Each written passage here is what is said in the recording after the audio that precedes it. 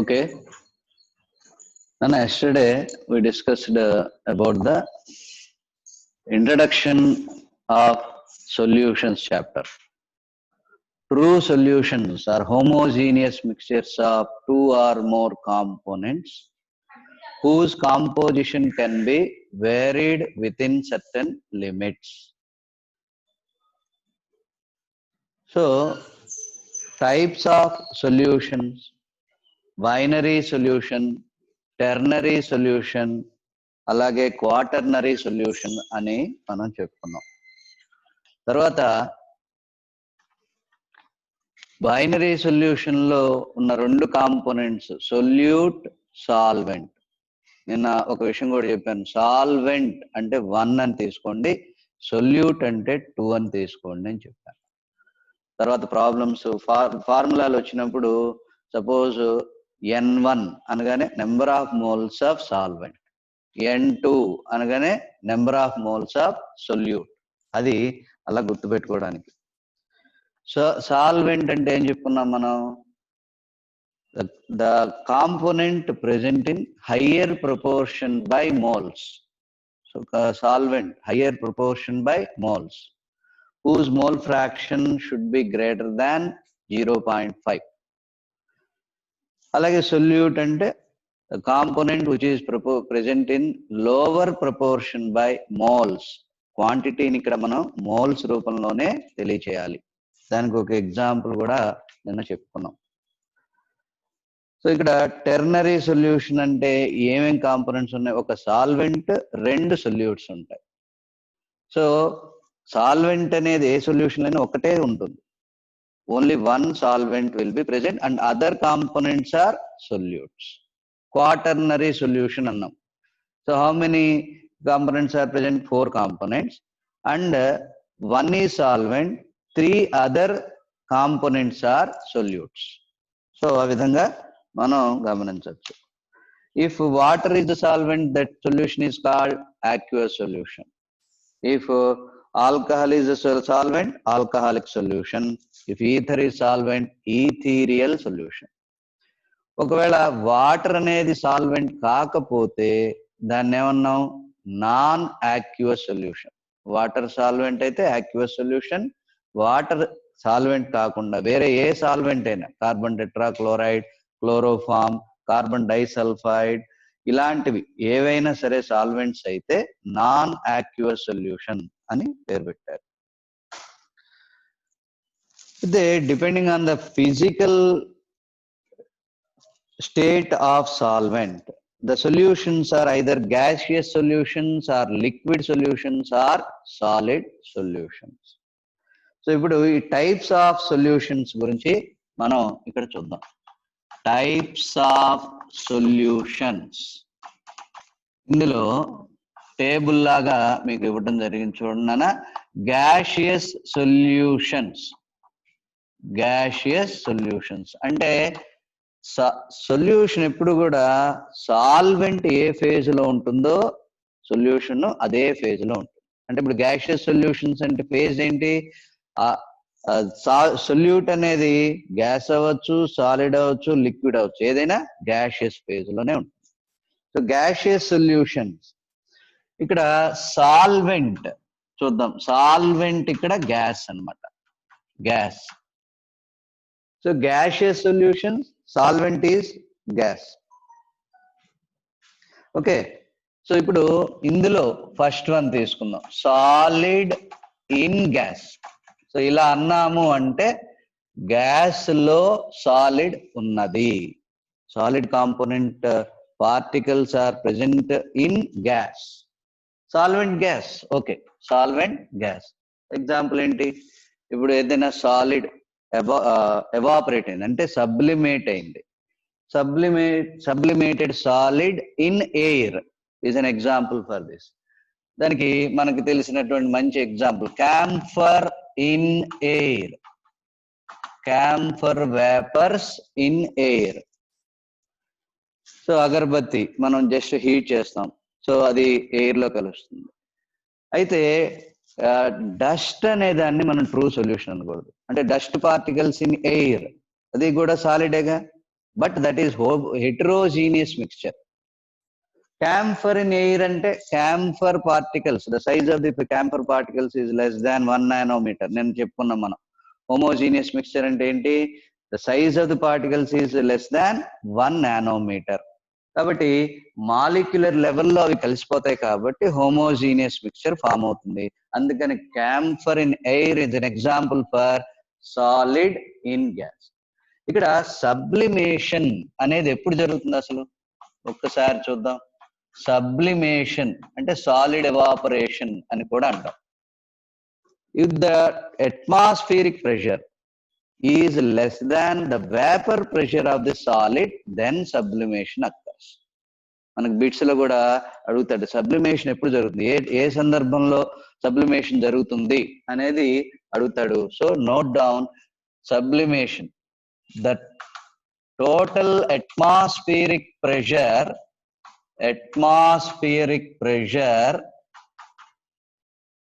is less than the vapor pressure of, నన్ను vapour pressure గురించి మనం ఫస్ట్ ఇయర్ లో కూడా నేర్చుకున్నాం. వేపర్ ప్రెషర్ ఆఫ్ సాలిడ్ యొక్క వేపర్ ప్రెషర్ అట్మాస్ఫియరిక్ ప్రెషర్ కంటే ఎక్కువగా ఉన్నప్పుడు మనకి సబ్లిమేషన్ జరుగుతుంది. కండిషన్ ఇది గుర్తుపెట్టుకోవాలి, ఇలాంటి బిట్స్ లో అడిగేది. Okay, the total atmospheric pressure is less than the vapour pressure of solid. అయితే మరి అది లిక్విడ్ గా మారచ్చు కదండి. అయితే the melting temperature of the solid reach అవ్వకపోతే అప్పుడు ఇలా జరుగుతుంది. ఒకవేళ ఈ సాలిడ్ సపోజ్ క్యాంఫర్ ఉందండి, క్యాంఫర్ యొక్క మెల్టింగ్ టెంపరేచర్ దాటిపోయింది అనుకోండి, అది లిక్విడ్ నుంచి వేపరైజ్ అవుతుందని చెప్తాం. కానీ ఇప్పుడు మనం నార్మల్ టెంపరేచర్ లోనే క్యాంఫర్ వేపరైజ్ అయిపోతుంది. అంటే అర్థం ఏంటి, దాని మెల్టింగ్ టెంపరేచర్ ఇంకా రీచ్ అవ్వలేదు కాబట్టి. సో ఆ సందర్భంలోనే the total atmospheric pressure of vapour pressure of camphor is less than that of the camphor. అందువల్ల సబ్లిమేషన్ జరుగుతుంది. సాలిడ్ ఎవాపరేషన్, సబ్లిమేషన్ కండిషన్ గుర్తుపెట్టుకోండి. The total vapor pressure is less than the vapor pressure of solid, then sublimation occurs. సరే, ఇందులో రెండవది liquid in gas. Liquid in gas అంటే ఇక్కడ solvent ఏంటి, ఇక్కడ గ్యాసే కదా, గ్యాస్ లో లిక్విడ్ ఉన్నది. Water vapours in air, moisture అంటాం సింపుల్ గా. మాయిశ్చర్, గాల్లో మనం పీల్చే గాల్లో వాటర్ కూడా ఉంటుంది, వాటర్ వేపర్ కూడా ఉంటుంది. So the water vapour present in air. అయితే మరి మిస్ట్, పొగ మంచు అంటాం, మంచు బిందువులు కనిపిస్తుంది, మంచు బిందువులు ఎయిర్ లో ఉన్నాయి, క్లౌడ్ ఫామ్ అయింది. ఇవి హెటరోజీనియస్ కాబట్టి డిస్టింగ్విష్ చేయండి. ఇక్కడ వాటర్ వేపర్ ఇన్ ఎయిర్ అనేది మనకి ఇక్కడ liquid in gas type of true solution. మనం ఈ చాప్టర్ అంతా కూడా మనం ఏం మాట్లాడుకుంటున్నాం, ట్రూ సొల్యూషన్స్ గురించే మాట్లాడుకుంటున్నాం. కాబట్టి క్లౌడ్ కానీ మిస్ట్ కానీ అవి ట్రూ సొల్యూషన్స్ కింద రా. Okay, water vapour in air simply దాన్ని మనం మాయిశ్చర్ అని అంటాం, హ్యూమిడిటీ లేదా మాయిశ్చర్ అంటాం. Gas in gas, gas in gas, okay, solvent గ్యాసే కదా. Gas in gas always form true solution. ఇక్కడ బిట్ కూడా మనకు వస్తుందన్న, మిక్స్చర్ ఆఫ్ గ్యాసెస్ అనొచ్చు, మిక్స్చర్ ఆఫ్ గ్యాసెస్ అనొచ్చు. ఇక మనకు తెలిసినటువంటి లైవ్ ఎగ్జాంపుల్ మనం పీల్చుకుంటాం గాలి ఎయిర్ లో నైట్రోజన్, ఆక్సిజన్, నోబుల్ గ్యాసెస్ ఇవన్నీ ఉన్నాయి కాబట్టి air is a gas in gas type of solution. So gas in gas always form true solution. ఇక్కడ which combination always form true solution అంటే గ్యాస్ ఇన్ గ్యాస్. ఇప్పుడు liquid in gas మనం ఇందాక చూసాం, true solution అవ్వచ్చు లేదా heterogeneous mixture అవ్వచ్చు. Solid అనుకున్నాం, సాలిడ్ ఇన్ గ్యాస్ అన్నాం, హోమోజీనియస్ మిక్చర్స్ ఉండొచ్చు, హెటరోజీనియస్ మిక్చర్స్ ఉండొచ్చు. But gas in gas always form true solution. Notes లో ఇచ్చాను, ఆ నోట్ పాయింట్ కింద అది నోట్ చేసుకోవాలి. ఇక లిక్విడ్ సొల్యూషన్స్.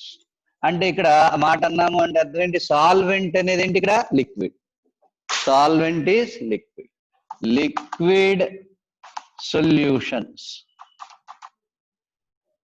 ఇందులో మనం సాలిడ్ ఇన్ లిక్విడ్ ఎక్కువగా మనం ఈ టైప్ ఆఫ్ సొల్యూషన్స్ నే మనం గమనిస్తూ ఉంటాం. Solid dissolved in liquid.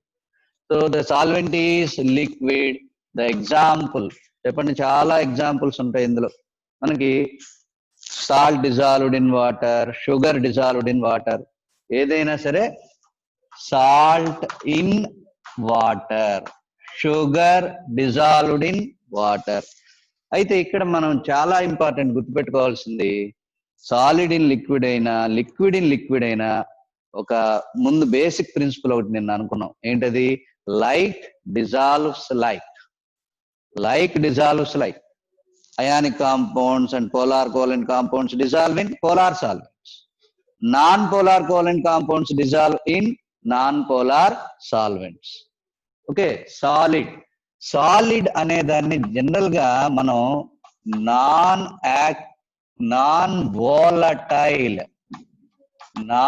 Volatile substance అని అంటూ ఉంటాం సాధారణంగా. మనకు ప్రాబ్లమ్స్ లో కూడా అప్పుడప్పుడు a non volatile substance is added to a liquid అంటుంటాం. నాన్ వోలటైల్ సబ్స్టెన్స్ అంటే ఏం గుర్తుపెట్టుకోవాలి? సాలిడ్. ఎందుకని? It cannot be easily evaporated. ఏదైతే ఈజీగా ఎవాపరేట్ అవుతుందో దాన్ని వోలటైల్ అంటాం. ఏదైతే ఈజీగా ఎవాపరేట్ కాదో దాన్ని non volatile or less volatile అని కూడా అనొచ్చు. Liquid in liquid. Liquid in liquid. So the solvent is of course liquid itself. Alcohol in water. చూడండి, alcohol forms intermolecular hydrogen bond with water. Liquid ammonia in water. దాన్ని liquor ammonia అని కూడా అంటాం. Liquid ammonia in water, దీన్ని simple liquor ammonia అని అంటున్నాం. ఇలాంటి liquid in liquid. అయితే చూడండి, liquid in liquid always form true solution అనకూడదు. ఎందుకని? హెట్రోజీనియస్ మిక్చర్స్ కూడా ఫామ్ అవచ్చు. Oil in water. Oil in water, oil will not dissolve in water, forms heterogeneous mixture. కాబట్టి అది ఆల్వేస్ ట్రూ సొల్యూషన్ కాదు. Liquid in liquid sometimes homogeneous solution, sometimes heterogeneous solution. కాబట్టి heterogeneous solution లో మనం చూసాం colloids, suspensions అని ఉంటాయి. అవి సర్ఫేస్ కెమిస్ట్రీలో మనం నేర్చుకుంటాం. Okay, gas in liquid. Gas in liquid, gas dissolved in liquid. మనకి బాగా ఇష్టమైనటువంటి బేవరేజెస్ అంటాం. బేవరేజెస్. బేవరేజెస్ అంటే ఏంటి? Aerated drinks. Aerated drinks. అయితే ఈ ఏరేటెడ్ డ్రింక్స్ లో అన్ని ట్రూ సొల్యూషన్స్ కావు. For example carbon dioxide dissolved in water, soda water అయితే ట్రూ సొల్యూషన్. మనం తాగే థమ్స్అప్ మిగతా ఏ ఉన్నాయి కదా, అవేవి ట్రూ సొల్యూషన్స్ కాదు. Coloured solutions are not true solutions. బాగా గుర్తుపెట్టుకోండి, coloured solutions are not true solutions. Carbon dioxide dissolved in water, okay, that is aerated drink, that is true solution. వీటిని మనం ఏమంటాం? బేవరేజెస్ అంటాం, లేదా ఏరేటెడ్ డ్రింక్స్. ఎయిర్ డిజాల్వ్ అంటే carbon dioxide dissolved in water, అలాంటి వాటిని ఏరేటెడ్ డ్రింక్స్ అని అంటాం. Okay, solid in liquid. Solid ని ఏమంటాం? Non volatile substance. బాగా గుర్తుపెట్టుకోండి పాయింట్. ఓకే, గ్యాషియస్ సొల్యూషన్స్ చూసాం, లిక్విడ్ సొల్యూషన్స్ చూసాం, అలాగే సాలిడ్ సొల్యూషన్స్. ఏమండి? సాలిడ్, ఒక సాలిడ్ ఇంకో సాలిడ్ లో కలిసిపోతుందా? కలిసిపోతుందా? Solid solutions. లిక్విడ్ సాలిడ్ లో కలుస్తుందా? ఎస్. గ్యాస్ సాలిడ్ లో కలుస్తుందా? ఎస్, కలవచ్చు. అప్పుడు ట్రూ సొల్యూషన్ ఫామ్ అవచ్చు, లేదా హెట్రోజీనియస్ మిక్చర్ కూడా ఫామ్ అవచ్చు. సో సాలిడ్ సొల్యూషన్స్ కి మనం చూద్దాం. Solid in solid. Solid in solid, ఒక సాలిడ్ ఇంకో సాలిడ్ లో కలిసిపోతుంది, రెండు ఒకే ఫేజ్ లో ఉన్నాయి. గుర్తుపెట్టుకోండి, హోమోజీనియస్ అంటే రెండు ఒకే ఫేజ్ లో ఉన్నాయి, హోమోజీనియస్ మిక్స్చర్ ఫామ్ అవ్వాలి. మరి ఇక్కడ సాల్వెంట్ ఏంటి, ఇక్కడ సాలిడ్. ఎల్లాయిస్, ఎల్లాయిస్ అయితే మనం సాలిడ్ స్టేట్ లో దాన్ని కలపలేకపోవచ్చు, దాన్ని మనం మెల్ట్ చేసి ఆ రెండు సబ్స్టెన్స్, ఆ రెండు సాలిడ్స్ ని కలిపేసేసి మళ్ళీ దాన్ని సొలిడిఫై చేస్తాం, క్రిస్టలైజ్ చేస్తాం, అప్పుడు అది ఎల్లాయ్ ఫామ్ చేస్తాం. What are alloys? ఎల్లాయిస్ అంటే ఏంటి అసలు? ఎల్లాయిస్ ఆ మాటలోనే ఇది హోమోజీనియస్ మిక్స్చర్ ఆఫ్. అసలు ఎల్లాయిస్ అనగానే all alloys are true solutions. Homogeneous mixture of two or more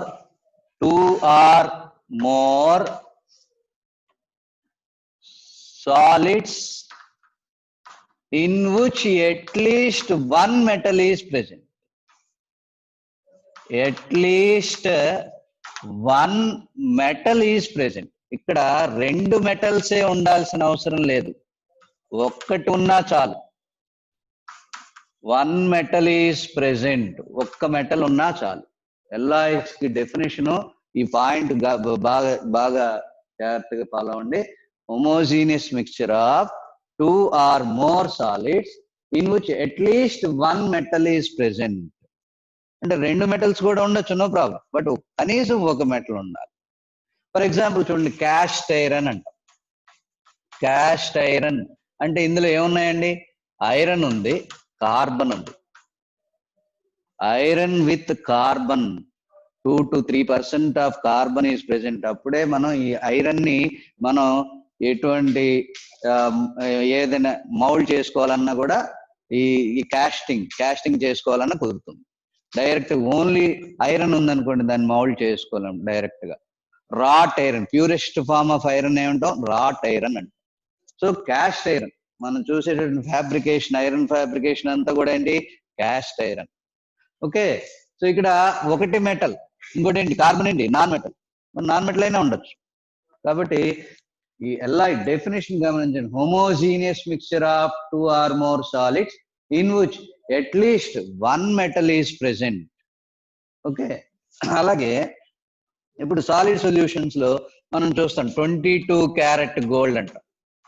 22 carat gold carrot అంటే ఇక్కడ గోల్డ్ కి సంబంధించిన క్యారెట్స్ అంటే వేరు, డైమండ్ కి సంబంధించిన క్యారెట్స్ అంటే వేరు. డైమండ్ కి సంబంధించిన క్యారెట్ అంటే 200 milligrams అంటే ఒక క్యారెట్ అంటాం, ఆ క్యారెట్ వేరు, ఇది వేరు.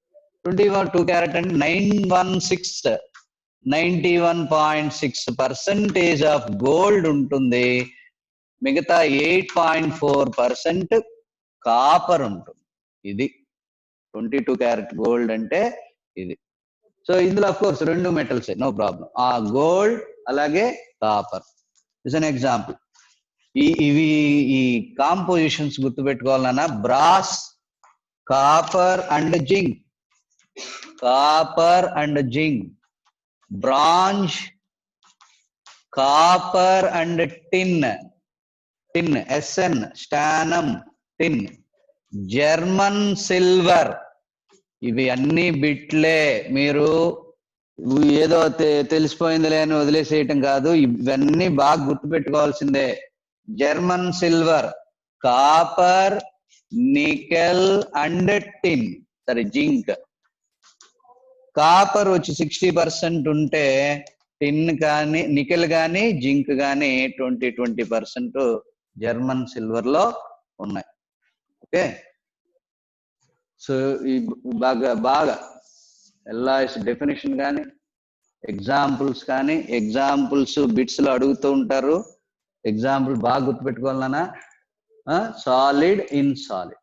Alloys are homogeneous mixture of two or more solids in which at least one metal is present అనేది గుర్తుపెట్టుకోండి. తర్వాత liquid in solid. Can we imagine liquid in solid? ఒక లిక్విడ్ సాలిడ్ లో డిజాల్వ్ అయింది, అది హోమోజీనియస్ మిక్స్చర్ ని ఫామ్ చేసింది అంటే బాగా గుర్తుపెట్టుకోండి. ఎమాల్గమ్. ఎమాల్గమ్. ఎమాల్గమ్ అంటే ఎల్ఐ ఆఫ్